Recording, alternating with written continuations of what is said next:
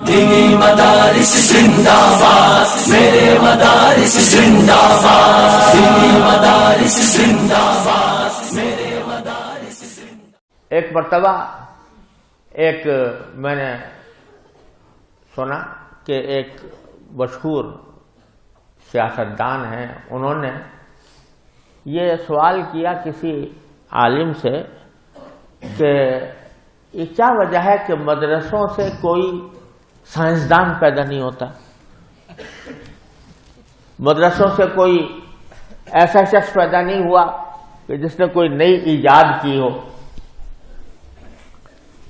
تو انہوں نے جو کچھ جواب دیا وہ دیا، لیکن میں یہ پوچھتا ہوں کہ بھائی مدرسوں نے ایک مخصوص دائرے کے اندر قرآن و حدیث کے تحفظ کے لیے ایک نصاب بنایا تھا، اللہ تبارک و تعالیٰ نے اس کے اندر ان کو کامیابی عطا فرمائی، بے شمار شخصیات اللہ تعالیٰ نے یہاں سے نکالی۔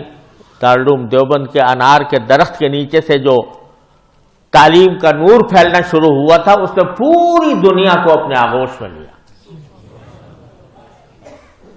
لیکن آپ نے جو کام شروع کیا تھا عصری علوم کے اندر، ہم سے کہتے ہیں کہ اجتہاد نہیں کرتے۔ اہل علم اگر اجتہاد کریں گے تو قرآن و حدیث کے دائرے میں رہ کر کریں گے۔ اجتہاد قرآن و حدیث کے دائرے کے اندر کیا جاتا ہے، اس کا میدان ایک محدود میدان ہے۔ لیکن آپ کو جو میدان دیا گیا تھا عصری علوم کا، اس کے اندر اجتہاد کا میدان تو اتنا چوپٹ کھلا ہوا ہے کہ جتنی آپ تحقیق کریں گے، جتنی ریسرچ کریں گے، وہ سب مباحات کے دائرے میں آتی ہے، شریعت کی طرف سے اس کے اوپر کوئی روک نہیں۔ آپ نے ان علوم میں کیا اجتہاد کیا؟ آپ نے کون سی ایسی اس پورے عرصے کے اندر آپ کہہ رہے ہیں کہ کوئی نئی ایجاد کسی مدرسے سے کیوں نہیں ہوئی؟ ارے بھائی 95% بلکہ اس سے بھی زیادہ جو ادارے قائم ہیں اس کام کے لیے، انہوں نے کون سی نئی ایجاد دنیا کے سامنے پیش کر دی؟ سب مقلد ہیں، پورے مقلد محض مغرب کے، کہ مغرب سے جو نظریہ آ گیا اس کو لے کر آگے چل پڑے۔ مغرب نے کہا تھا کہ انڈے کی جو زردی ہے وہ کولیسٹرول پیدا کرتی ہے، بہت بری چیز ہے، مت کھایا کرو۔ یہاں بھی سب نے کہنا شروع کر دیا۔ اب وہاں سے کہنا شروع کیا کہ نہیں، انڈے کی زردی جو ہے وہ کولیسٹرول اچھا والا پیدا کرتی ہے، برا پیدا نہیں کرتی۔ اب ہر ڈاکٹر کہتا ہے انڈا خوب کھاؤ۔ تو ہر بات میں تقلید ہے، تو وہاں تو اجتہاد آپ نے بند کر دیا اور تقلید محض کرتے ہیں، اور ہم سے کہا جاتا ہے کہ تم دین میں اجتہاد کرو، جو قرآن و سنت کے دائرے میں ہو سکتا ہے۔ اور اجتہاد کا مطلب بھی انہوں نے سمجھتا ہے، اجتہاد کا مطلب یہ سمجھتے ہیں کہ کسی حرام چیز کو حلال کر دو تو اجتہاد ہوا۔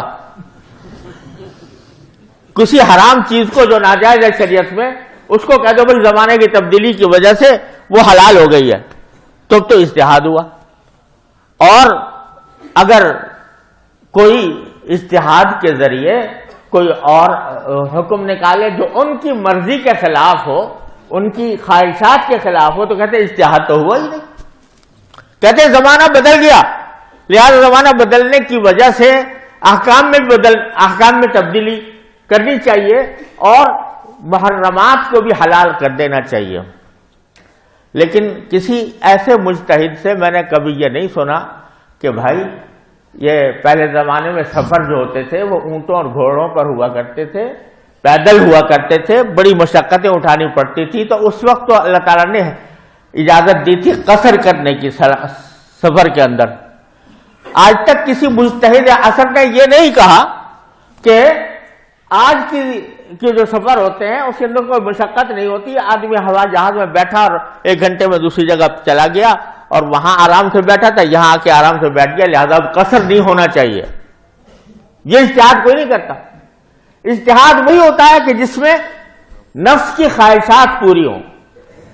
تو اللہ تبارک و تعالیٰ نے اگر کوئی آ کر دیکھے اور نظام کا جائزہ لے مدارس کے تو اس کو پتہ چلے کہ یہاں کیا کام اللہ تبارک و تعالیٰ ان مدارس سے لے رہے ہیں. آپ نے تو اپنے اداروں کو دین سے خالی کر دیا. وہاں کا پڑھنے والا، وہاں کا تعلیم یافتہ وزیر بن جائے تو اس کو سورہ اخلاص پڑھنی نہیں آتی. اس کو آپ نے دین کا تو آپ نے یہ حشر کیا اپنے اداروں میں. دنیا کا یہ حشر ہے کہ سرکاری اسکولوں میں جا کر دیکھو، سرکاری کالجوں میں، کم از کم میں اپنے شہر کی بات کرتا ہوں کہ وہاں سرکاری کالجوں کے اندر استاد حاضر ہی نہیں ہوتا اور جھوٹی حاضریاں لگی ہوئی ہوتی ہیں، پڑھائی کچھ نہیں ہوتی. اگر کوئی طالب علم پڑھنا چاہتا ہے تو اس کو ٹیوشن لینا پڑتا ہے، اور جب امتحان ہوتا ہے تو انویجیلیٹر باقاعدہ جو نگراں ہیں امتحان کے وہ باقاعدہ طلبہ سے سودا بازی کرتے ہیں کہ ہم اتنے پیسے دے دو تو تمہیں سوال کا جواب دے دیں گے.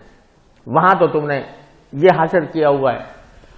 آج الحمدللہ آپ نے دیکھا کہ یہاں اس ادارے کے اندر جو ابھی آپ کو دکھایا گیا تو اس میں اللہ تعالیٰ کے فضل و کرم سے ہر قسم کی ضروریات کا احاطہ کرنے کی کوشش کی گئی ہے. عصری علوم بھی کم از کم میٹرک تک پورے پڑھائے جا رہے ہیں اور مفت پڑھائے جا رہے ہیں اللہ تبارک و تعالیٰ کے فضل و کرم سے.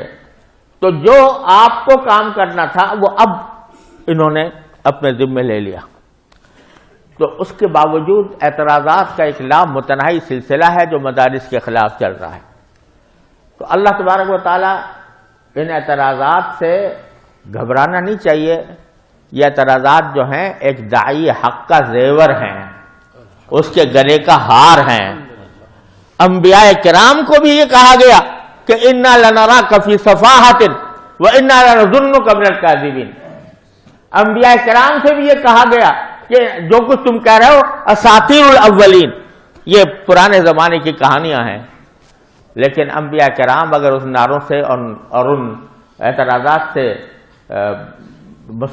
متاثر ہو جاتے تو دعوت تو رک جاتی. لیکن اس لیے ہمیں بھی ان اعتراضات کو سنو اور اس پر اللہ تعالیٰ کا شکر ادا کرو کہ انبیاء کرام کی سنت اللہ تبارک و تعالیٰ ہم سے لے رہا ہے.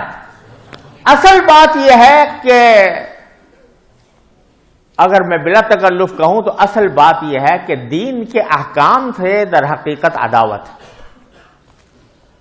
اب وہ کھل کر اگر یہ کہے کہ دین ہمیں نہیں چاہیے، یہ اسلام نہیں چاہیے، تو یہ کہنا مشکل ہے. لوگوں میں یہ کہا کہ یہ اسلام سے مرتد ہو گیا.